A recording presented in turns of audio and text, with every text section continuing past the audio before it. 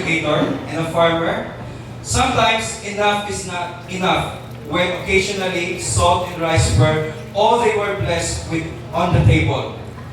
Her real intelligence is not in her head, but in her burning desire to break the chain using the contest winnings she gets and scholastic honors she received from elementary through college. As a working student, the degree in accounting and the job she received recently quit is the start of her new journey as a woman in control of what is written in her story and in how it will shine as her legacy. With optimism and a grateful heart, she prays that her story gives hope to women that empowerment starts from within. So ladies and gentlemen, let's all welcome Miss Joy and Batallones! Yes! Tangkansi cum laude. Be the last one saying yes! Hello! Bravo! Palakpak ka lahat, siya po. Sabi nga nila, no, lahat ng papalakpak na ilogin na to, lahat ng Ate Lord. Sige nga po. Kaya po yung pinakamalakas sa palakpak ng mga kaibabaw. O, kasi ito yung palakpak ng Ate Lord. Tama ba? Nakakasal po. Okay, so magandang gabi ulit sa inyong lahat. My name is Joy Batallones. I am accountant by profession, a mother of two. And I am a true-blooded Ilongga. Meron ba mga Ilongga? Kanina yung ating speaker, plakta natin si Brother Jason, no? Ilonggo po yan. Okay. I always believe na nandito tayo lahat kasi may purpose. Tama po ba? Yes! And with this quote na nasa harapan nyo, yan, sige po, next slide natin. Patulog ako. Okay. You are the creator of your own destiny. You are the artist of your own masterpiece. And you are the author of your own story. And the world is excited to see who you really are. Palakpakan mo kayo sa sarili mo. Dahil nandito ka ang magpapalala. And I always believe po, and believe po kayo sa akin, God doesn't create junk. He created us in His own image and likeness. Paano po ba ako nag-start dito? Ano yung kwento ko? Ako po ay galing po sa simpleng pamilya from Iloilo City. Ang nanay ko po ay teacher, educator. Ang father ko is a farmer. Okay, next natin. Para makita nila. Okay. Lumaki po kami na yung kakapiragot, sakto-sakto lang yung pinakain araw-araw. Di ba pag teacher, pinagkakasya lang yung sahod? No? Familiar po sa mga teacher? Yan po. So hindi alam po na parents ko kung paano po kami pakainin araw-araw sa dami namin kasi walo po kami magkakapatid. Ang ginagawa po namin, ako po mismo, talagang nakasitin sa utak ko, gusto ko maging successful. Hindi ko alam. Hindi kami tinuruan ng parents namin, nung maliit kami kung paano magnegosyo. Okay. So kami po ay nag-aral na mabuti. Lahat po ng mga contest winning sa schools. Declamation, sino dito sumali sa ganyan? Oration, si Ma'am meron. Extemporaneous speaking, lahat po ng contest sa school, sinalihan ko po yan. At alam niyo po, lahat ng mapapanalunan ko sa school, sa mga contest na sinalihan ko, lahat po yan binibili namin na gamit sa school. Ganun po kami palutulong sa aming mga magulang. Kasi alam namin wala-wala. And tinuloy-tuloy ko siya, yung mindset, ayan po ang akin, nag-graduate po, no? Tinuloy-tuloy ko po, syempre, mother ko sa teacher. Grabe, hindi ka lalabas ng bahay. Kailangan mag-aral. Ang buhay ko po, bahay, school, simbahan. Bahay, school, simbahan. Yan po yung routine namin. Pinalaki po kami na lagi nagsiserve po sa church. Ang pinaka-best part dito, nakinig ako sa nanay ko, mag-aral na ng mabuti para pag-graduate mo, magkaroon ka ng maganda kinabukasan. Tama? Yeah. Oh. Ngayon, tingnan mo, nung ako po ay nag-graduate, sige lang po, ako po ay nag-graduate na cum laude. Wow! Wow! Dahil ang naniniwala ko ang pag-aaral ang solusyon para makaahon kami sa buhay. And tinuloy-tuloy ko siya, after ko mga-graduate, ito na po nangyari sa akin, ako po ay nagtrabaho. Kasi yun po yung mindset.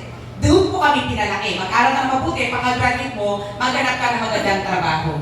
And ako po ay work as a junior loan accountant in one of the financing company. Yan po, yung slim na yon. Slim pa yan dyan, ano? Okay. And I work also as a finance officer in brokerage company. 15 years po ako nagtrabaho bilang accountant. Okay. Dito po sa mga empleyado, kung kayo po ay nakikinig ngayon, mag-a-agree po kayo sa akin. ang buhay ng isang empleyado para siyang Coke. Familiar sa Coke? Yes. Ang Coke, paano yun? Pag hindi sakto, minsan, zero. Nag-ipon ko po sa pag-empleyado for 15 years, pay, sleep. Yung tipong pagka-pay sa'yo, sleep away na siya. Yan po ang nangyari po sa akin. Kasi, na-mindset kami na magtrabaho, tama, para makatulong po ako sa pamilya. So, I work hard, no? Di talaga siya work smart. I work hard, grabe po ako pag nagtrabaho. Pag pinasok ko yung trabaho, gusto ko siyang tapusin, gusto ko pang long term. Pero, I'm always wondering, Lord, gusto ko mabago ang buhay ko. Hindi ko alam kung paano ko mabago ang buhay ko. Alam mo, simple lang, nangarap ako. Lahat naman po may pangarap. Yes. Lahat naman po tayo may dreams. So, tuloy-tuloy ko siya, okay? Ako po ay nag-venture for business. Sabi ko, why not gawin ko this time? From corporate world, I want to be an entrepreneur. Pero hindi ko alam kung paano. And alam ko, naniniwala ko, minsan, no, sa pagiging successful natin, kung gusto mo maging successful, may mga tao na pinapadala si Lord na hindi mo kakilala. Na yan yung magiging solusyon or way, path mo para dalhin ka sa success mo. Agree po ba? Yes. I was invited here. Yan po ako. Hindi po ba yung next? Okay. So dito po na-invite po ako sa opportunity na to, no? When I started, I got a G20. I never start the bigger package. Kung gusto mo maging successful sa buhay, go for the G20 package. Yung pinakita kanina sa presentation natin. Bakit? Kasi long term po yan. Pakisabi sa katabi long term. Long term. Long term siya. When you find your why, you find your way. Dahil gusto ko maging successful. Hindi nga ako tinura ng parents ko paano maging successful. Eto nga lang po. May nagbigay po sa akin or may nag-invite po sa akin sa ganitong opportunity. Dinala po ako dito and ginawa ko lang sineryoso ko siya. Okay? Pasalamatan mo yung tao na nag-invite sa iyo kasi yung tao na yan, pinadala yan ni Lord. Kinatog yung pintuan mo ngayon kasi alam na, kailangan mo ito. I started this business, hindi lang po, June to September 2019, part-time. Walang problema, full-time, part-time gagawin mo business, it's okay. I started part-time po. And habang part-time ko siya ginagawa, andun yung mindset ko na gusto kong maging successful. For 3 months po, nahit ko po yung rank na Ruby. And I earned 170,000 pesos. Medyo mabagal pa yun kasi kay Coach Ethel, 3 days ba? 191,000. Part-time, pwede na po 170? Yes! So I earned 170,000, nahit ko po yung rank na Ruby. Ang pinakamatindi po dyan, nakinig po ako sa mga coaches, nakinig po ako sa mentor, inaid po ako, tuloy-tuloy kong ginagawa ang business. I was included as a club member, 250K club member in Quezon. Sa empleyado, normal na empleyado, na nag-earn lalo po ng minimum wage earner, kung ikaw yon. So dito po, 250,000 additional income, pwede na? Yes. Sa income, 250,000. Pagdadag sa ginagawa ko yun, pwede na? Yes. Pwede na. So, bahagi po ako ng 250K club member. Ang ginawa ko pa, sabi ko, ayos to. Tinuloy-tuloy ko siya. Nung tinuloy-tuloy ko siya, last November 2020, I resigned from my job. Kung ikaw empleyado, nagpupundumahog ka para mag-apply ng trabaho, pag ikaw po ay nag-apply ng trabaho at ikaw po ay empleyado ngayon, wala po yan security. Kaya ikaw po ay binibigyan lang is on your skills, your talents, 15-30. Kung gusto mo talaga ma-achieve yung financial freedom, go for this business. Ako mismo magsasabi sa iyo, sasalita sa akin, gawin mo ito, seryosohin mo. Bakit? Nung sineryoso ko siya, ako po ay naging diamond March 2022. That was during the pandemic time. Imagine mo, lahat nagmumukong sa bahay, lahat depressed, iba natin sa suffer anxiety, sino wala ng trabaho. Ako, I was super excited na wala po akong trabaho. Kasi bakit? No? From corporate world, naging negosyante na po ako.